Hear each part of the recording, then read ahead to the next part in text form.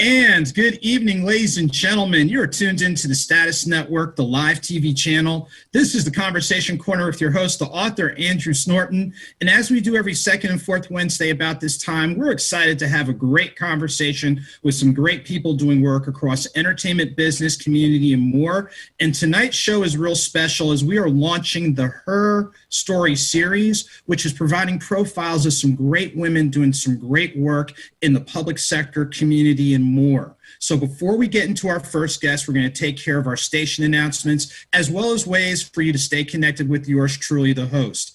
First off, with the Status Network, we appreciate you taking time to tune in to support our show, but the entire Status Network family of television shows, stations, radio, and more. To best enjoy tonight's show, make sure to go to statusnetwork.net, click on the big old box that says Conversation Corner, and you can go ahead and watch it from there. If you have room on your smart device, download the app Status Network, click on Channels, click on LYVE Live TV, and you're good to go.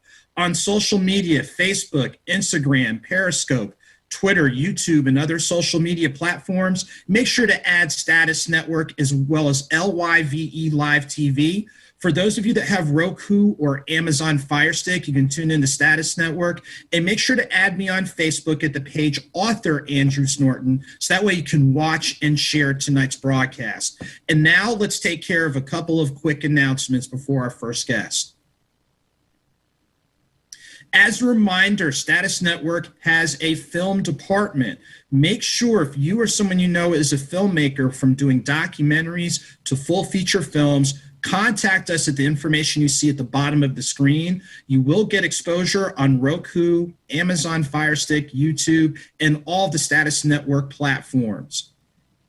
Our next announcement is, as a reminder, I've been very fortunate to have a whole bunch of interviews this year. Remember, I'm a writer, so don't forget to go back to theblackmeninamerica.com as you see the information right there to check out my interview this summer. But wait, there's a few more.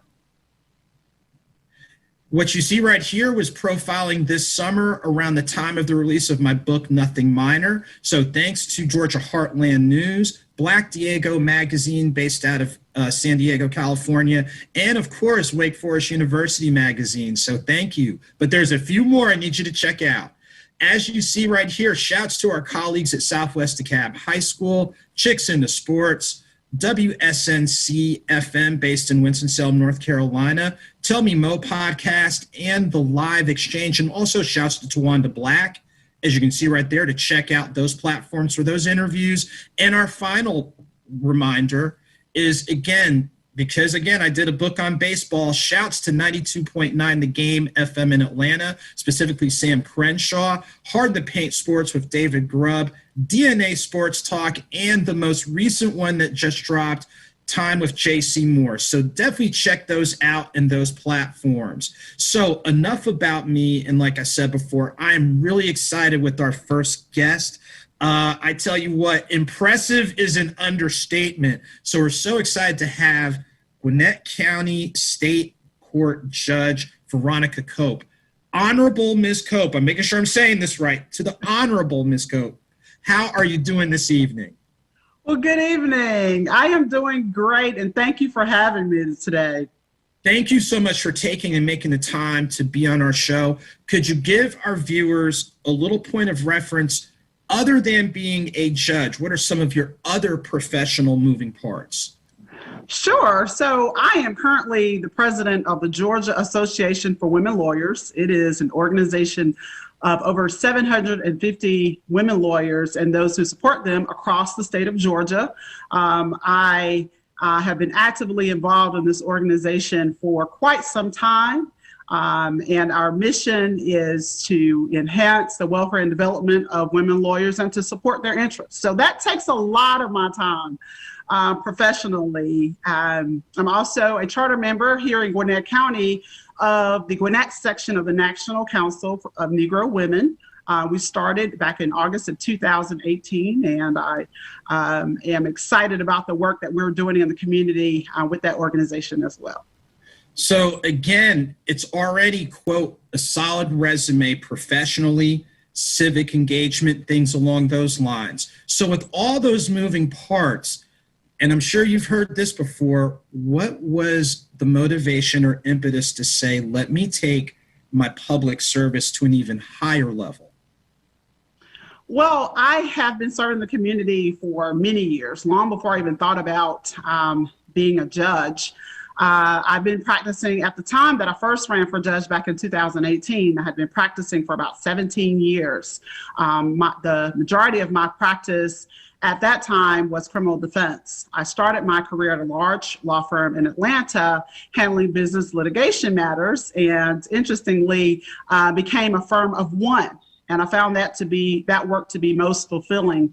But at that time, here in Gwinnett County, I felt that there was a need to run for office at that particular time. There were no people of color either elected or appointed to the state or superior court bench. And so with a little bit of some nudging from some people who had been watching me, they said that I should consider running for judge. There had been a few that had run, but none that had been successful in either being appointed or being elected. And so I saw that need there. I truly believe that to have confidence or to inspire confidence in the judiciary, that it should be reflective, the bench should be reflective of the community. So that was one of the reasons that I decided to run. And also, I thought that my diverse experience, having practiced both in the civil arena and also in the criminal arena, lended itself to being a judge and utilizing those skills that I had to then move forward to run for judge.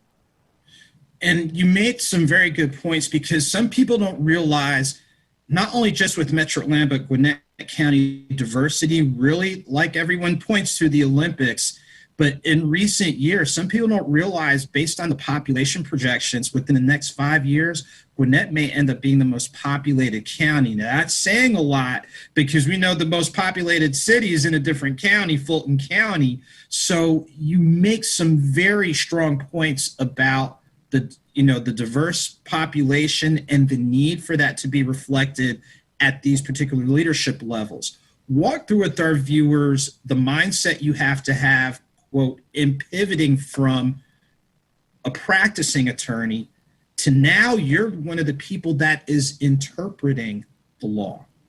Absolutely. Well, you hit the nail right on the head. Gwinnett County is one of the most diverse counties in the Southeast. And there are over 100 languages spoken just in our public schools. And so the need for diversity, not just of race, but also of thought, of idea, of cultural experiences, is so important here in Gwinnett. And I will tell you, I have enjoyed being an advocate. I, as a kid, did not see myself as being a judge. I saw myself as being a lawyer, as being a public servant. Growing up, where I saw a lot of injustices from a very, very young age, I thought that I would be a voice for the voiceless one day as an attorney.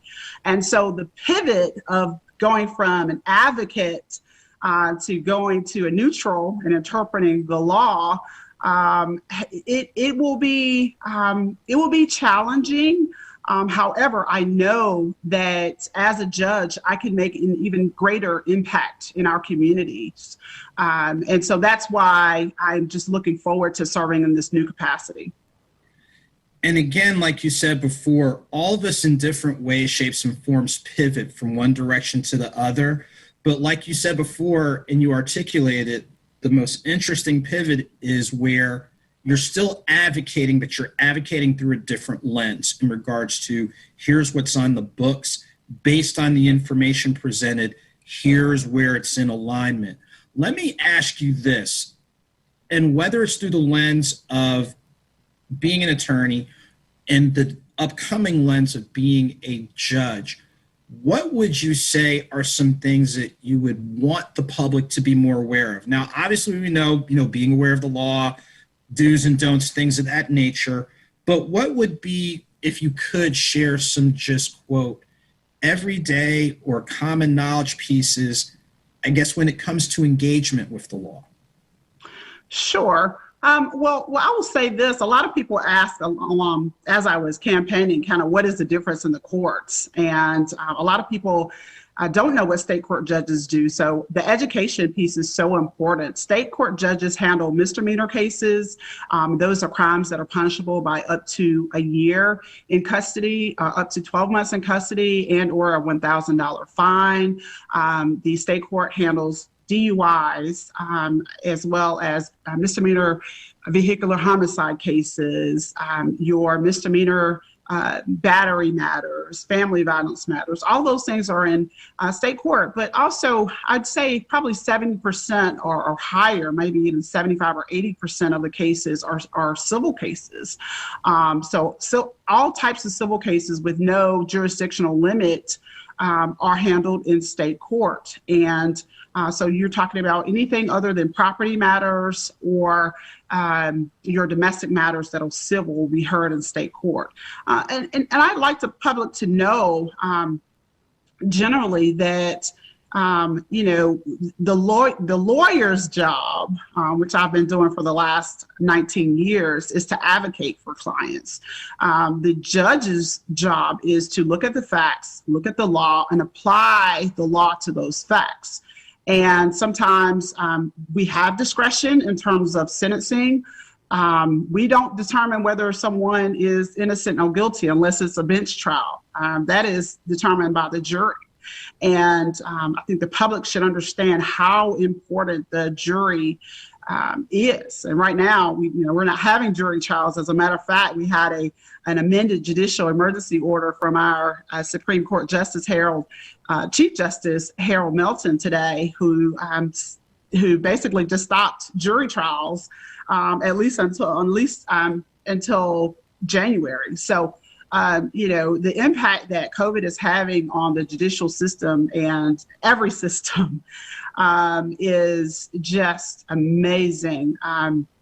But the public should know that the judge does have discretion. One of the things I want to do, and one of the things I ran on, was working on a second chance teen court. And that is an accountability court. You're still holding people accountable, but those that are between the ages of 17 and 25 years old, basically, if it's a nonviolent crime or it is something where it is, like I said, nonviolent or not a DUI or not a vehicular homicide, but something that they can actually do community service. They can get job training. We can work with the schools, the public schools, as well as Georgia Gwinnett, Gwinnett Tech, and making sure they have some job skills to reduce recidivism. So I think the public should know that while you cannot advocate as a judge, there are ways that we can make an impact and work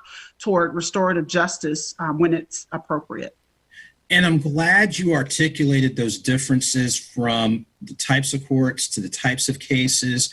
And like you said before, where the position you're getting ready to take on is where you have to, quote, maintain neutrality, you're still looking at ways that can definitely benefit, the greater community. And like you said before, with the process you're looking at putting in place for offenders 17 to 25 nonviolent crimes, for lack of a term, alternatives versus what, quote, people think is typical. Let me ask you this, and your journey is ongoing. And you mentioned before that you ran in 2018. And to borrow from my book, Nothing Minor, there's a quote from one of the players that says you either win or you learn a lesson. What would you say are some of the lessons that you learned in 2018 that you feel are going to help you as you take this next step? Well, I heard you speaking about, winning and the lessons that you learn. I also know that you're involved in sports as well. I was an athlete. And so one of the things that I learned a long time ago is that you never give up. I learned that at an early age playing basketball back in Tarboro, North Carolina, you just don't give up because, if you put in the hard work, practice, and you give it your all in a game, you're not going to win every game. But if you continue to practice, you continue to put in the work, you know what is required of you, you can win. And I think that the legendary Jimmy Valvano said it best. And I quote, he said, "Don't give up. Don't ever give up." And so that was a lesson that I learned then. And I'll be quite honest with you, I was not prepared to run in 2018. And we actually started our journey back in July of 2017. I was actually asked or encouraged to run. And so I had not planned. I did not have a consultant at the beginning of the campaign. I was encouraged to run because, people saw something in me that I could, lend to the bench. And so the lessons learned, I would say, is have a plan, make it plain, and work that plan, no matter what it is that you're striving to do. Like I said, I've been a public servant for many years, and I cannot go through this interview without mentioning my involvement with the Gwinnett County Alumni Chapter of Delta Sigma Theta Sorority Incorporated. I've been serving since college. And this is, for me, about service. This is the ultimate as an attorney to serve the community as a judge. And so I would simply say that the lessons learned were be prepared. And you've probably heard the slogan before, if you remain ready, you don't have to get ready. And that is just so very true. It goes something like that. But that is definitely true. I met a lot of people, and we laid the groundwork back in 2017 and 18. So I don't regret having gone through that campaign for over a year and not winning. I was told when I started, well, most people don't win their first time around. You build your name, you build your reputation, you get to meet people throughout the community. And some people win their first time, but you're talking about, as a judge, you're talking about a countywide position. So you're trying to reach over close to 1 million people. And so as opposed to maybe, 38,000 people in a district or something, you're trying to reach the entire county. So I would say that the lessons learned were, perseverance. I know, and I knew at that time that being a judge is a part of my purpose. And so I knew that I couldn't give up. I knew that, this was something that I had been called to do and had been groomed to do. And every single experience, both professional and personal, had groomed me to be a judge. Well, I tell you what, Judge Cope, I am genuinely grateful for you taking time out of your schedule to share part of your journey and part of your story. Before we wrap this up and before we go to our first commercial break, could you let our viewers know what are the best ways that they can stay informed, engaged, and connected with you? Absolutely. And that's so important, to be able to connect with your public servants. And the servant is the most important part of that. We are servants. There are, they'll say, well, this is, my seat or her seat or his seat. No, it's the community's seat. And so we should be accessible. I can tell you that the best way to reach me before January 1st will be at my email address. It's V as in Veronica, Cope, COPE @copelawfirm.com. And thereafter, I'll be able to be reached at veronica.cope@gwinnettcounty.com. I look forward to speaking with anyone who has any questions or any youth or anyone who would like to come in. Our courtrooms are open. They belong to the public. And so unless there's a certain order in place that would not allow the public, which is, it's almost, I can't even really imagine too many scenarios where that would be the case unless there's a safety concern, then anyone can come in and sit in the courtrooms and observe. And I would invite everyone to do that.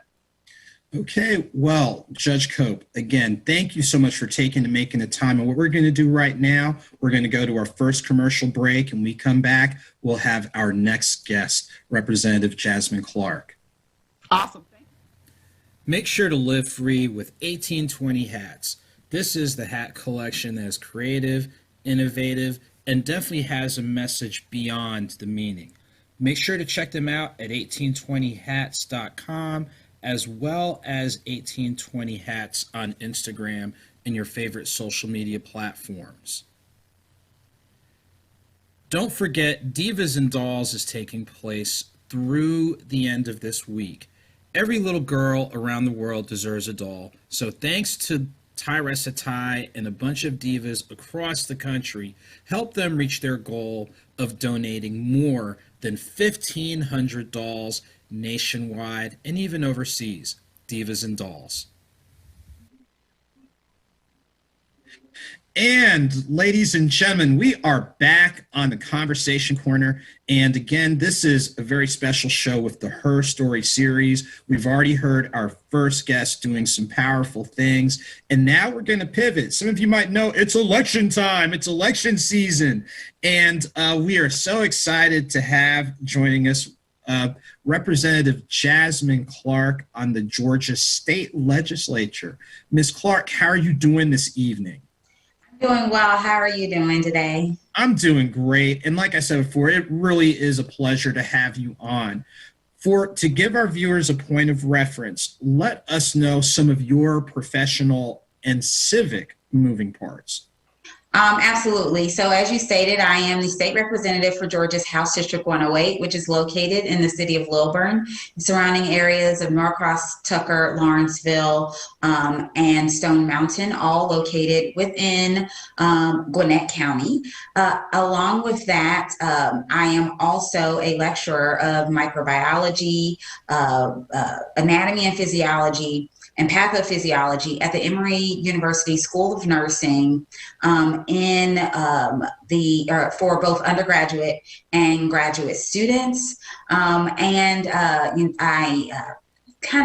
wouldn't say I took a break, but I also was the director for the 2017 March for Science, and also was a part of the leadership in the Georgia Alliance for Social Justice. And so that is where I find myself at this intersection between science, politics, and activism.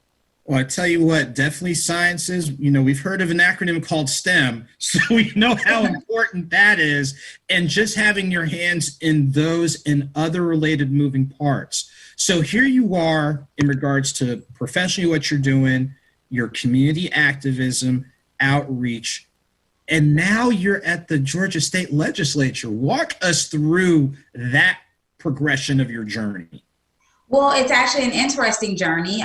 Maybe 5 years ago, if you had asked me if I was going to be running for office, let alone actually being the state legislator in my area, the answer probably would have been no. Honestly, I felt compelled to run for office after leading that March for Science in 2017. The March for Science was born after the incoming administration seemed to be hyper-focused on attacking the sciences, and specifically climate science. And so we held that march all around the country and all around the world. And I led that march right here in the Atlanta area. And, when you're organizing something like that, you actually really don't know what's going to happen. You get RSVPs and people are very excited, but truthfully, you don't know what's going to happen until it happens. And so, on the morning of the march, as people started to, come to the park, maybe it was like 50 people. And I was like, yay, 50 people showed up. Then I was like, oh, maybe a couple hundred people. And I was like, wow, people are actually coming. The final count ended up being 10,000 people. And I think that was my eye-opening moment when I realized that, I stepped out of my comfort zone to do something that I felt was really important. And that was just the beginning of my journey. After that, I went headfirst into activism. And then after that, I decided to put my name on the ballot to give the people in my district a choice, because before I put my name on the ballot, no one was running, and my opponent was running unopposed. But not just that, I ran on a platform of bringing a science voice to the Georgia State Legislature, which is something that we were calling for in those marches. And I didn't realize, as I was chanting and, making my posters and holding my posters up and speaking in the bullhorn, that I was speaking to myself when I said we need evidence-based legislating in our General Assembly. And so that's how I got there. And you probably saw me when you were talking about the march and you had I don't know what 1,000 number. I was like, oh my goodness, like that. Yeah. but it comes back to having a sense of conviction and knowing that your convictions are grounded in casting as wide a net as possible to have the biggest positive impact on as many people as possible. If you could, for our viewers, now that you are, and have been serving as a legislator, some of these key pieces within that science component, but how do you feel like working within that science component really is helping the greater good? Because some people are like, walk through with this. Like, look, in operating through this lens, this is the potential impact that we can have. I love that question because it's a question that I asked myself. After I got elected, the next morning I woke up and I was like, I got elected. Now I have a responsibility to do what I said I was going to do. How do I do this? Will I fit? I am moving into a completely different arena than where I was the night before, and so I took that charge very seriously. And so one of the things you do in science is you ask questions. And not only do you ask questions, but you consider all of the ramifications of any conclusion that you make. And so you dig deeper, you go a little bit deeper than the surface. And you really try to get to, the root of an issue. And so, I took that training to read things, not just for what I'm looking for, but the things I'm not looking for. I took that training in science of, if someone is going to quote a source, I want to not just see your quote. I want to see the source. I want to see what that source said. I want to see what they said before and after the part that you stuck in the bill. I made it a point to try to read all the bills that came in front of me, and I made it a point to read them with the intention of finding out or looking for something to ask. I feel like if you read with the intention of, deciphering and getting to the meat of the issue, I push my button and I get, you get a reputation for being, oh goodness, Representative Clark has pushed her button today. But, that's what we need. I think one thing that does is it puts people on notice that someone is paying attention. No offense to my colleagues who came before me, but I really do feel like a lot of people come in and they put these bills forth and they don't think anyone's going to question them because no one really has. And so, you can't just throw a chart up in a committee hearing and think that, I'm not going to look at that data and say, well, wait, your y-axis says this and your x-axis says this, but you just said something completely different than what I'm seeing on this chart. And so you got to bring your A game. I think if you know that there's someone in the room that's going to look at things through that lens, it increases the accountability. Now, I say that optimistically. The truth is, some people still going to try to lie. Some people still going to try to get away with things. Some people are going to still try to mold a narrative to fit whatever they want it to be. So I am not some type of superhero. I'm not like Wonder Woman, waving my little, what does she have, like a whip? I'm not like that. But, but I will say that there have been moments in my short tenure. I've only served one session or two legislative sessions, or one biennium or two legislative sessions. There have been moments in time where I do feel like I made some type of impact, even if that impact was, we can't get things like that past her, so we got to do it another way if we want to do this. And during that segment, and this probably resonates with the science background, I kept hearing validity and reliability. Those terms probably sound awfully familiar. Yes. And you already said accountability, but you're doing it because you're asking yourself again, is what we're putting out here going to make the biggest positive impact on as many people as possible? And like you said before, part of the reason why certain things were done a certain way is because, like you said, no one raised the question. So you're trying to, not only just through the lens of science, but just common sense. It's like, just because someone puts a plate of food out there in front of you doesn't mean you eat it. You might be allergic to it. Right. They put it out in front of me, then you get sick. Boss, we sick. I mean, for lack of a better term. So what are some things, you've already kind of shared it, but what are some things that you are continuing to learn as you evolve at this current level of public service? I think one of the biggest things that I've learned is it's not just enough to have the knowledge.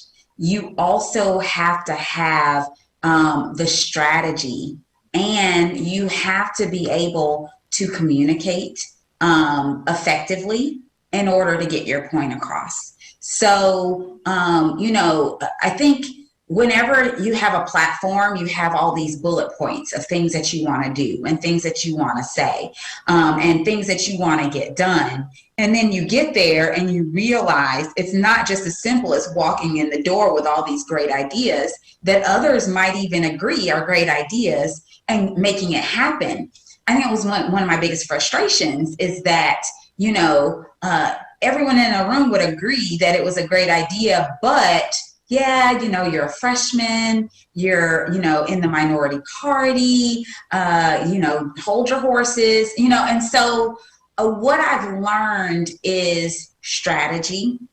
I've learned that you do not stop at the first roadblock. You just don't. Like, you can't. You honestly have to reconcile with the fact that this is a marathon. It's not a sprint. It feels like a sprint because I only get 80 days. I only get 80 legislative days. But it's a marathon in that I might have to introduce the same bill multiple times before someone will even give it a hearing. And, having those relationships, having those conversations, being very strategic about, who you put on bills, who signs on to your bills, having those conversations with chairpersons, making sure that the community is reaching out and advocating for bills. There's a lot involved in the process. I wish it was as simple as, this is a great idea. This is a great bill that will help people. Everybody in this room agrees we want to help people. Therefore, this bill should get a hearing, a vote, and get signed by the governor. I wish it was that simple. But, in my time there, I realized that just to use a little bit of science there, and in a reaction, you've got your reactants, and then you've got your products. We're trying to go from reactants to products. If it was as simple as that, we would just go in a straight line. But what a lot of people don't realize is there's a big hump, there's a big hill called an activation energy that you have to get over. You got to get over that hump to get to the other side of the equation. And that hump is that strategy, that communication, understanding that it might take a little bit of time and conversations with the right people, and working on your messaging in order to get things accomplished. But altogether, you keep going. You do not stop until you get to your goal. You nailed it. I mean, and what you just shared is not only applicable in what you're doing as a public servant, what you're doing as a professional, that is so applicable in just about anything. So in addition to dropping insight regarding legislative process for our viewers out there, you just dropped a gem, and you really dropped a life lesson there. Let me ask you this on that theme of life lessons. What would you say in looking back at the election process to now you're on, quote, the other side of the fence? What would you say, and I know there's a number of takeaways, what would you say is one takeaway you'd really like to articulate to our viewers as well as your constituents? You know, I was not groomed for this. I was not one of those people who always knew that I would go into politics. I am here because I felt that there was something that needed to be done. And I decided that I was not going to wait on someone else to do it. And so I really, after doing this and then being in it, and I'm learning as I go, because again, there was no preparation or like a training, or, you know, I wasn't like 5 years old going to the Capitol and watch, that wasn't my life. I was a science nerd. Science was my life. But what I have learned is that, number one, don't limit myself to one bubble and decide that I can't do something else. Instead, use what I know and apply it to other things that I could potentially do. So my biggest life lesson that I've learned along the way is just like, don't wait. Don't wait for someone else to do what you see needs to be done. And then, you might pick up a few people along the way as you start to seek solutions. But, if you keep sitting by and waiting for the next person to do it, it's not going to get done. And so you gotta, push forward and go. And even if you're not successful the first time around, like Judge Cope said, that does not mean you stop. You keep going. Well, I tell you what, Representative Clark, I'm really appreciative that you are taking time out of your moving parts. Actually, everybody, we all have our shared moving parts. Y'all are on like another level, for lack of a better term. But I'm very grateful and very appreciative. And as we get ready to close out your segment, could you please let our viewers and especially your constituents know what are going to be the best ways for them to stay connected and engaged with the work that you're doing? So the best way to stay connected is to subscribe to my newsletter on my website. You can also contact me directly from my website. That website is Jasmine, the number 4ga.com. But if you write out 4, it'll work as well. So Jasmine4ga.com.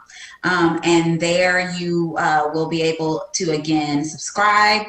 You can contact me directly. You can get information about what's going on during session. I love hearing from my constituents, and I love hearing from everyone. So, come on over.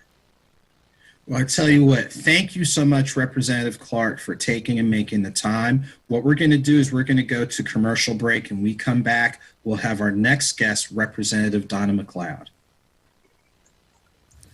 Doing good, but doing it greater. That's what Creative Community Solutions is all about. Check us out at acenortonccs.com and check out our range of education-based services, press and media services, including coverage of ACC football and other great events. Don't forget, each and every Wednesday at about 1:06 p.m. Eastern Standard Time, join me for my weekly live chat, The Fast 15. It's an opportunity to check in, enjoy a few short readings, and close out on a positive note, whether it's during the holidays or our now normal. So check us out each Wednesday. Make sure to pick up a copy of all of my books, ebooks, audiobooks, and more. Don't forget about the indie bookstores as well as Amazon, Barnes & Noble, and get into the game today with Nothing Minor, my book on minor league baseball and the Negro Southern Leagues Museum. And yes, ladies and gentlemen, we do have merch. Accessible, affordable, and real cool. from our bracelet line that you see here to our mug line to help make sure you stay warm during these cold winter months. So make sure to check it out, author Andrew Snorton. And ladies and gentlemen, we are back on the Conversation Corner. And again, tonight's show is the launch of our series, Her Story, where we're hearing from some extraordinary women doing some great things in the public sector and things along those lines. And I'm so excited to have my third guest on. And, you know, I'll share a little bit. We had a great offline conversation a night or two ago. Representative Donna McLeod, how are you doing this evening? I'm well. Thank you for having me, and thank you for doing this series. There's a lot of remarkable women in Gwinnett County and across the state. So I'm glad I'm a part of that that new legacy in this new Georgia and this new Gwinnett County. Well, I tell you what, I am grateful for all of you for just doing the work that you're doing. And I'll just say this, it needs to be shared. It needs to be told. So having shared all that, tell our viewers or share with our viewers where you're based out of. And again, so people understand you have your share of professional and community moving parts in addition to being on the state level. So I'm based out of Gwinnett County, of course. I represent District 105. It covers parts of Bethlehem, parts of Decula, parts of Lawrenceville, parts of Grayson, and parts of Loganville. It was gerrymandered in 2015, and I ran shortly. I was the first person to run for that office after it was gerrymandered as a Democrat. And so that was 2016. And there is a lot of moving parts. So when I ran in 2016, I was not expected to run or win. I actually did not want to run. I've been an activist myself. I'm also a chemical engineer by profession. Was not born in this country. I was born in Jamaica, and I grew up in Ontario, Canada. And I've been here since I was 30 years old, and that's now 22 years that I've been in the state of Georgia. So I wasn't really planning on running. I was asked about 5, or I think it was the 6th time that Representative Dew McLean, who's also an ex-football player, he asked me to run because we had a really good relationship over the years, and he's a solid person. He's a man with integrity. And when he asked me to run, I finally said yes. And I knew, and I mean, I literally decided to run the week, I think it was this Friday before qualifying. And so I didn't have a lot of time to even raise any money. I actually had to pay the fee out of my own pocket. And so that's how I started. You know, my background, of course, is activism, and it's been long before Trump ever came on the scene. I grew up in a family in Jamaica that was very politically savvy and very. They were also not necessarily elected official or anything, but they understood politics was about persuasion, and they understood that when your party was in power, your party got favored. That's how Jamaican politics was. And so, you know, my family was very keen about making sure that we understood the importance of being out there and voting. And I think for a small island, Jamaica has a real large turnout when it comes to voting. They do participate. And Canada is a little bit more laid back. I left Jamaica when I was 9 years old. Canada is a lot more laid back, a much more, I don't know, just a very amicable country. They don't like a lot of war. They don't want to get into all of that. But they definitely have a full history. And just living there, I learned a lot about U.S. history because just the way the curriculum, the school curriculum in Canada was very broad. And I got my degree there in Canada as a chemical engineer. Started there and you know, did all the prep work for coming to the U.S. when I was 30. So, you know, I got here in 1998. 2000 was the presidential election for Gore and George W. Bush. And we know that the election was called for once for Gore and then was changed. And I'd only been here a little bit over a year and a half when I made my way down to Florida to protest Bush's inauguration, because I thought I thought something didn't seem right. And so that's kind of how I started. And I wasn't a citizen, and I kind of started going to get more engaged after that. And then 2004 came along, and I ended up being a part of actually Governor Dean. He had ran, kind of got involved with that through a friend of mine. And so, I was doing my thing.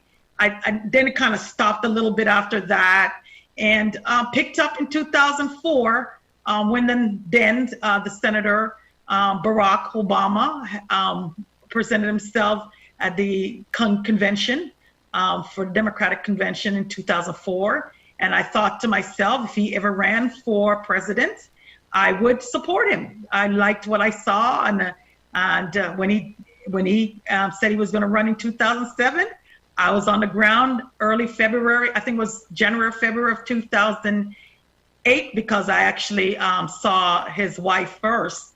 Actually met her first at a ballroom in a hotel. She came and she told her story about her and her husband just finished paying off for their school. So it was a great story.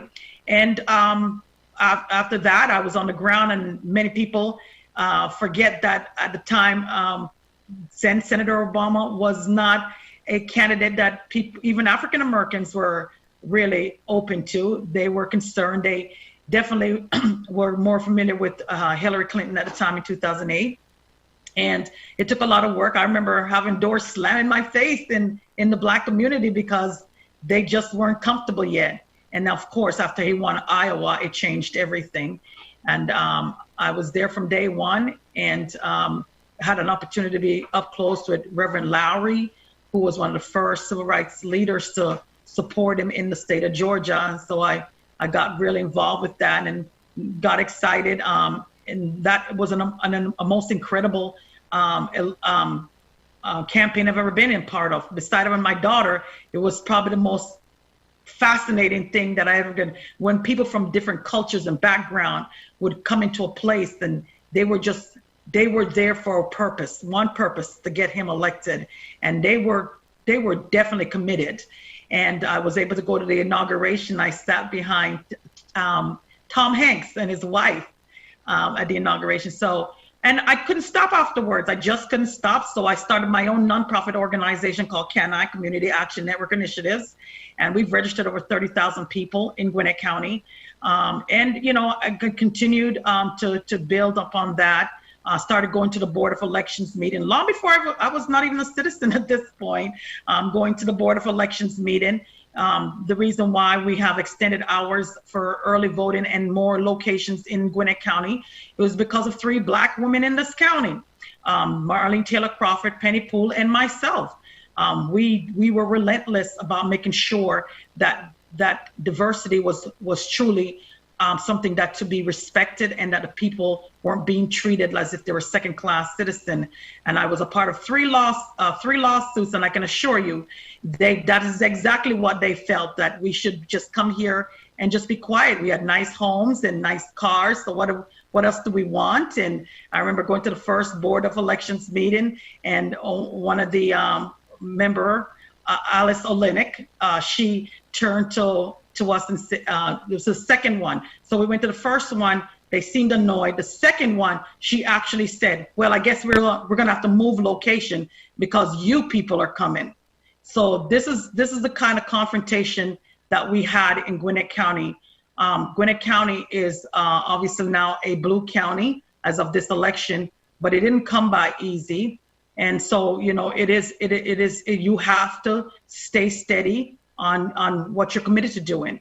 And it's not an option. I will never be a second-class citizen no matter where I go. And I'm glad you provided for a number of people, in addition to articulating your professional piece, your consistent engagement. And that's one thing I hope our viewers were gathering, engagement isn't out of convenience, it's out of consistency. And what I'm glad you articulated about the expanded voting, and I remember when we were talking offline, it's where it's like, I remember as a little kid, Tuesday was the only day you could vote, and you went into the big green machine and you walked in and the curtains went back and Yep. you hit the levers and then you walked out. Fast forward to now with as many people in Gwinnett County, and I'm probably real conservative, about 900,000 people, that's on the conservative end. There's no way you could have all those people voting. So there's almost 600,000 registered voter. We are probably going to be over 1 million people. But yeah, it would be impossible. That would just be ridiculous to fill all those people on one day. And so I'm glad you walked through those steps in regards to the work that you did and the advocacy being done before you even started running for office. And again, it's one of those, some of the things that we take, I'll just say this, a number of the things that we take for granted, like you said, they did not come easy. And it took sustained effort. Walk through with our viewers really that mantra of sustained effort that you bring on the legislative level, especially with at least one or two key components platform-wise or issues as you see them. So let me start with just my running. First of all, it was a sustained effort because I lost in 2016 by 222 votes. I had just become a citizen in 2012. I ran in 2016, lost that race by 222 votes because it was gerrymandered. And so it made it a little bit more difficult. But that 2017 year, that year in 2017, my team consisted of about 4 of us. They would literally come home from work and put on their walking shoes and go and knock doors because we knew that 2,100 of our voters did not vote in 2016 for whatever reason. So we went back and talked to them, so that just getting to that point, it took a focus that was necessary because we know people had various reasons why. So we had to make sure that as part of my legislative thing, I'm going to be very frank about it. And I know Representative Clark spoke. It is almost impossible if you're not in the majority to get a bill on the floor. The majority right now in this Georgia House of Representatives are Republicans. The speaker basically determines the agenda for bills getting to the floor. And so we have a very difficult time getting bills to the floor. I proposed one to actually make the first Tuesday after the first Monday in November a holiday, which is what we vote. That would be voting day. So our voting days are not always the same date, like numerically, but it is going to be the first Tuesday after the first Monday in November. So it could be a 3rd, it could be a 6th, it could be a 7th. So I proposed that. But one of the things that I'm very proud of is 2 things that I did very meticulously. One was update the My Voter page, mvp.sos.ga, because a lot of people come into this county or into any county, and because it's so difficult to figure out if you don't know your precinct number, you won't know what commissioner district you live in, what school board district you live in. So I worked with the Secretary of State to make sure that information was actually, when you get on your My Voter page now and you see your school board or you see your commissioner district, that was work that I personally did with the Secretary of State. The other thing that I did with the Secretary of State, because as you can see, a theme of mine is voting, because since I had to pay for that right to vote, I was not born here, so I paid $680 for it. I actually had to study, take the test, and do your biometric, which is your fingerprinting. So we had to do all of that. And so for me, the voting, the right to vote is your most powerful right. Knowledge is the most powerful thing you give to yourself. But the vote is the most powerful thing we give to each other, because we literally determine how we're all going to live in this space and time, and how our money is going to be used. Period. End of story. When people ask me, what is this about? It's about your tax dollars and how we use it on your behalf. You should always be demanding a return on that investment, because you pay it all the time. And you're not with a business and you do a product, you expect, a profit level by creating a service or a product. With government, they just take your money. I mean, once you start paying taxes, you're paying it. So you should demand a return on your investment. So one of the things that for me, voting is so powerful. One of the things I worked with was the Department of Corrections and the Department of Community Services to make sure their documents was updated to tell an ex-felon that they will now gain the right back to vote. Because prior to that, they were not telling them. So they would come out, 10 years have passed. These folks have lived, they've come back into society. They've gotten jobs. They're taking care of family. They're doing everything right. Yet did not realize they earned back that right to vote. And so that was something I worked with both the Department of Correction and Department of Community Services to do. And legislation is important. And we are going to constantly fight for it. My team, our delegation under the House Democratic Caucus, we have a COVID-19 team, and we've been doing live Facebook chat daily from April until I think like September. We were doing daily just to inform people on COVID, to make sure, they understood their unemployment rights. And, we just recently had to call out the Department of Labor because they've not been doing their job. And we had to do a press conference, but then we had a hearing with people in the hearing telling them about the fact that they've lost their homes already, or, they're not able to pay for their water, light. So we do this because we know that this is part of being a public servant. And if you're not in the business of serving people, then this is not the job for you to do. And I tell you what, I'm glad that you are, for lack of a better term, you are passionate about your purpose.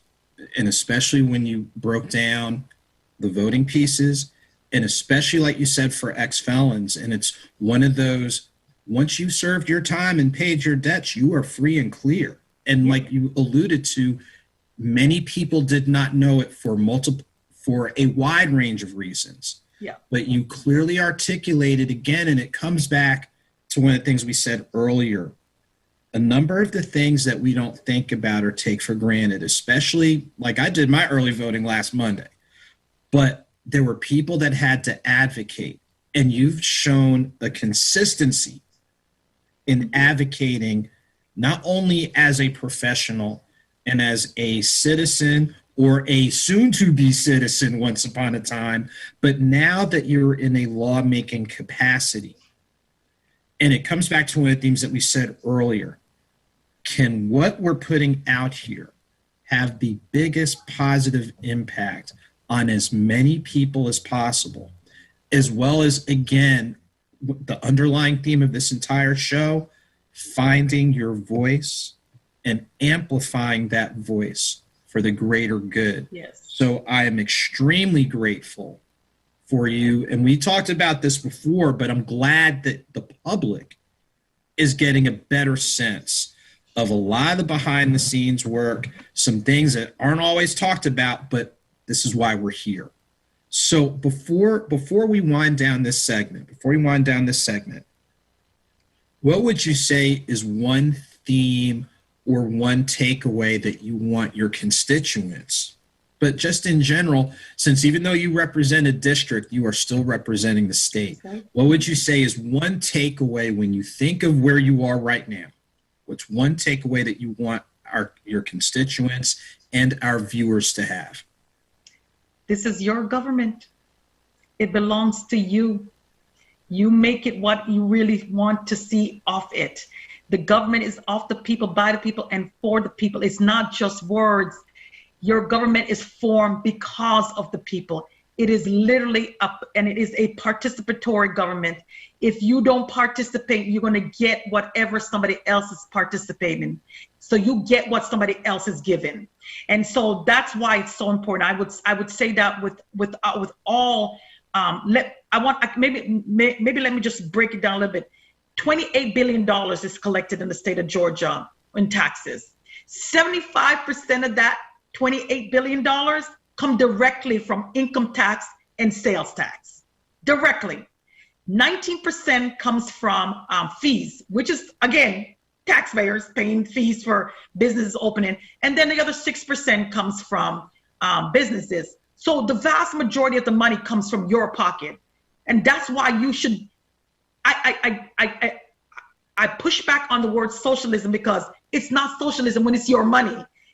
Demanding a return on your own investment into your country is not socialism. It's doing what the country needs so that we can all ride on roads that are nice and paved, that we have clean air and clean water, social security. All of that is a part of us contributing together for the fiber of our world around us. And so that's why it's so very important for people to stay engaged. After you elect somebody, that's just the beginning. The actual process starts when you start holding them accountable. And that means picking up the phone and calling. If you want something, picking up the phone, calling, emailing, that's your part of your responsibility too. So you can't say somebody's not doing something for you. You're not holding them accountable. Well, I tell you what, before we go to our commercial break, and just like I said with everybody, number one, we thank you for just taking time to be here. We thank you for your continued service and commitment. And before we go to commercial, what are going to be the best ways for our viewers to stay connected and engaged with you? Okay, so the best way is to go to electdonnamcleod.com. That's elect, DONNAMCLEOD.com. You can sign up for my newsletter. I do a weekly one, and it's pretty informative. Actually, even my colleagues think I have the best newsletter. And I really try to make sure the constituents and everybody have a good understanding of what's going on, especially when we start session. The other way is to actually, if once COVID is lifted and we don't have the studio, you can come down to the people's house. It's your house. The Capitol is your house. You can reach me at the 404-656-0220. That's 404-656-0220. That's at the Capitol itself. But if you want to reach me quickly, you can also email me at HD105. That's House District 105. And just because it's us, it doesn't mean that you can't. I get emails from across the state on different issues. So it's HD105DM, which is my initials. So that's HD105DM@gmail.com. And you can send me an email if you want to ask me questions. I would not resist. I would not say no, because we are serving to everyone in the state of Georgia, as long as you're a public servant.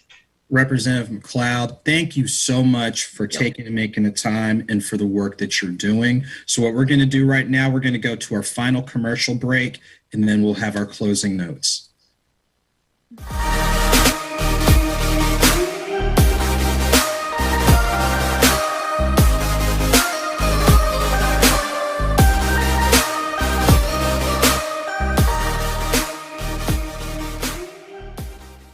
This is the author, Andrew Snorton, the host of the Conversation Corner, airing every second and fourth Wednesday, 7 p.m. Eastern Standard Time on the Status Network, the live TV channel. We're so excited to have the Ear Candy Experience as our official music sponsor. So make sure to check out the show and make sure to check them out. And remember, let's have a conversation. And ladies and gentlemen, we are back for our closing of our show. And again, I hope you have found tonight's show under the motto or the mantra of Her Story very informative. We will be doing this again for our January 27th show, 7 p.m. Eastern Standard Time. So make sure to tune in and check in. We just have a couple of quick closing statements that we'd like to make before we close out for the show. So the first image that you'll see is, since our next show is not going to be until after their Founders Day, we want to acknowledge the members of Kappa Alpha Psi Fraternity Incorporated.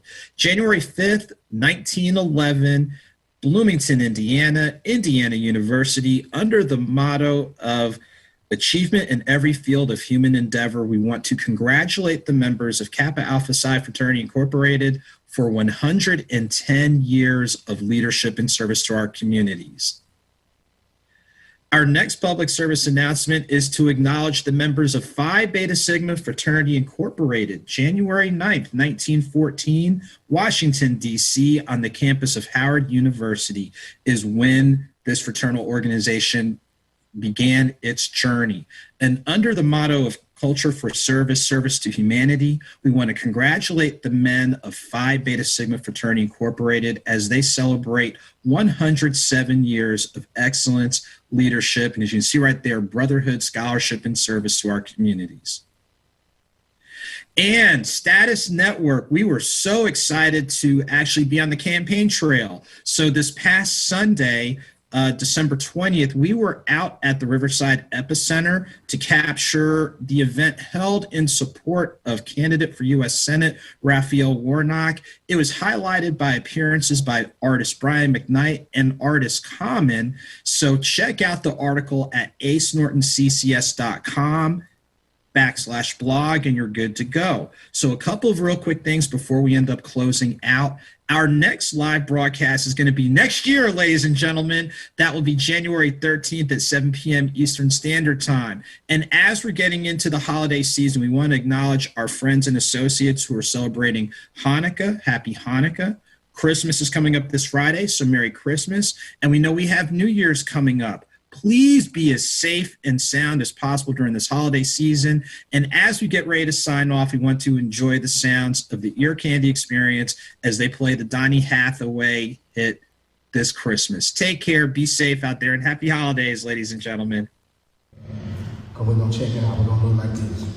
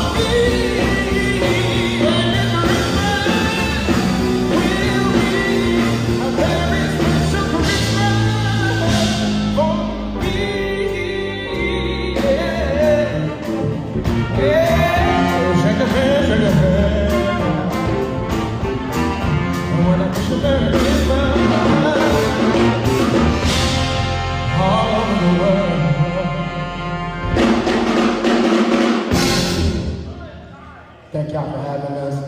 Status Network, Jay Sachs, Keith White, y'all, Shaniki, Big, Richard Riley, Rashawn Broderick, Chantel, J.K. Howe, last but not least, our dope manager, Dancy Guy, and everybody else. Mr. Arthur Snorton, to our full production team, Billions to Barbara,